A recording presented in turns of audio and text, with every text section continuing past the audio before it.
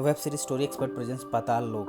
Friends, हमारे इसी planet पे कई तरह की लोकेशंस हैं। कहीं हर कोई खुशहाल और प्रॉस्परस लाइफ जी रहा है, कहीं हर तरफ प्यार ही प्यार है, तो कुछ ऐसी भी जगह हैं जहां आए दिन क्राइम होते रहते हैं, मर्डर्स होते रहते हैं, लड़कियों का दिन में भी निकलना मुश्किल होता है। ऐसी जगह और कुछ नहीं बल्कि पाताल लोक के समान ही है। पाताल लोक स्ट्रीम हुई अमेजॉन प्राइम पे। संजीव मेहरा जो कि फेमस जर्नलिस्ट है, आज उसके ऊपर अटैक किया गया है जस्ट उसके घर के गेट पे, पर ये कोशिश नाकाम हो जाती है। संजीव मेहरा बच जाता है। इस किलिंग को अंजाम देने वाला था विशाल त्यागी। विशाल त्यागी के साथ 3 और भी लोग इन्वॉल्व हैं इसमें, तोप सिंह, कबीर एम और मैरी लिंगडो। पुलिस इन चारों को पकड़ लेती है, 14 दिन रिमांड पे रखती है। इस केस को सौंपा गया है हाथीराम चौधरी और उसके साथी अंसारी को। हाथीराम की फैमिली में वाइफ है और एक बेटा है सिद्धार्थ चौधरी, जबकि अंसारी आईपीएस की तैयारी कर रहा है। दोनों ही ईमानदार पुलिस ऑफिसर्स हैं। वो इस केस को हर हाल में सॉल्व करना चाहते हैं और जानना चाहते हैं कि संजीव मेहरा को मारने की कोशिश करने वाला है कौन और संजीव मेहरा को मारकर उसे क्या मिलेगा। सबसे पहले तो चारों से सच निकलवाने के लिए इन्हें जेल में ही अच्छी तरह खातिरदारी की जाती है। विशाल त्यागी को तो कितना भी मार लो उसे फर्क नहीं पड़ने वाला, पर उसके खिलाफ एक सॉलिड लीड मिली है हाथीराम को। विशाल त्यागी का लिंक है चित्रकूट से। अब इसकी छानबीन करने हाथीराम पहुंचा है चित्रकूट, जहां विशाल त्यागी का बचपन गुजरा था। हाथीराम पहुंचा है उस स्कूल में जहां एक दिन विशाल त्यागी ने हथौड़े से 3 बच्चों को मार डाला था। तब से वो हथौड़ा त्यागी के नाम से फेमस हो गया। वो ग्राउंड जहां विशाल त्यागी ने ये सब अंजाम दिया, एक स्कूल का ग्राउंड था। वहाँ के मास्टर ने हाथीराम को पूरी इन्फॉर्मेशन दी है। वो बताता है कि खानदानी दुश्मनी और जमीन के चक्कर में विशाल की 3 बहनों को उठा लिया गया और तीनों के साथ रेप हुआ। जवाब में विशाल ने भी उस फैमिली के 3 बच्चों को बेखौफ मौत की सूली पे चढ़ा दिया। अब विशाल की जान को बचाने के लिए उसके मास्टर जी ने उसे पहुंचाया है इस एरिया के सबसे बड़े क्रिमिनल पर भगवान कहे जाने वाले दुनलिया के पास। दुनलिया यहाँ का सबसे बड़ा माफिया है। सब कुछ उसी के इशारों पे होता है। हर कोई उसकी फौज में शामिल होना चाहता है, पर दुनलिया किसी को भी अपनी फौज में शामिल करने से पहले उसका टेस्ट लेता है। विशाल का भी टेस्ट हुआ। उसे हथौड़ा अपने हाथ पे मारना है। विशाल ऐसा कर लेता है और दुनलिया की फौज में शामिल हो जाता है। दुनलिया के साथ ही इस एरिया में माफिया ग्वाला गुज्जर भी एक्टिव है। दोनों सपोर्ट करते हैं यहाँ के पॉलिटिकल लीडर बालकृष्ण वाजपेयी को। मास्टर के पास इतनी ही इन्फॉर्मेशन है, उसने हाथीराम को इतनी ही जानकारी दी है। हाथीराम को विशाल त्यागी की कहानी का तो पता चल गया, पर उसका संजीव मेहरा से क्या कनेक्शन, ये सवाल अभी भी उसके दिमाग में घूम रहा है।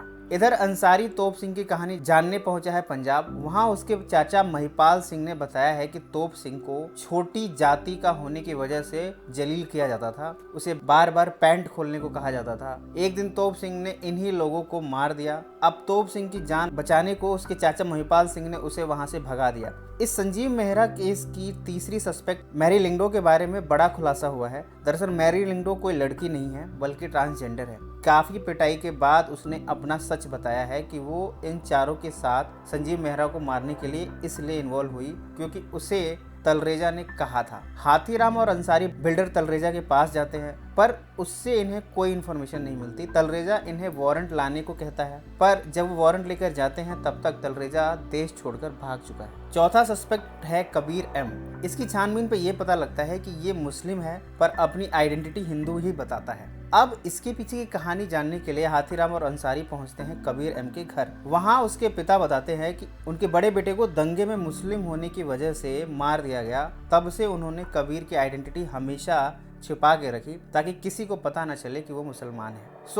इन चारों सस्पेक्ट की छानबीन तो हो गई, पर ये नहीं पता चल पाया कि आखिर संजीव मेहरा से इन सब का क्या कनेक्शन है। हाथीराम ये सारी इंस्पेक्शन कर ही रहा है कि तभी पुलिस से ये केस छीन लिया जाता है और ये केस दिया गया है सीबीआई को। यहाँ तक कि हाथीराम को सस्पेंड भी कर दिया गया है क्योंकि मैरी लिंगडो की लड़की न होने की वजह से भी उसे लड़कियों वाले जेल में रखना, और विशाल त्यागी जिसने मर्डर्स किए और चित्रकूट में हथौड़ा त्यागी के नाम से फेमस हुआ और उसने 45 मर्डर्स किए, ये सारी इन्फॉर्मेशन मीडिया में लीक हो चुकी है। हाथीराम को नहीं पता कि इन्फॉर्मेशन लीक कैसे हुई, पर उसे सस्पेंड कर दिया गया है। सीबीआई ने अपनी इंक्वायरी में अपनी अलग ही थ्योरी बनाई है और इन चारों का लिंक बताया लश्कर तैयबा से, और ये भी कहा है कि ये एक टेररिस्ट अटैक था जो संजीव मेहरा पे हुआ, और इसके साथ ही सीबीआई ने इसकी चार्जशीट दाखिल कर दी है। पर सस्पेंड होने के बावजूद हाथीराम पूरी तरह श्योर है कि बात कुछ और है। वो अंसारी के साथ मिलकर ये पता लगाने की कोशिश करता है कि आखिर सच क्या है, इन चारों को टेररिज्म से कुछ लेना देना है या नहीं है। इस बीच अंसारी का आईपीएस एग्जाम क्लियर हो गया है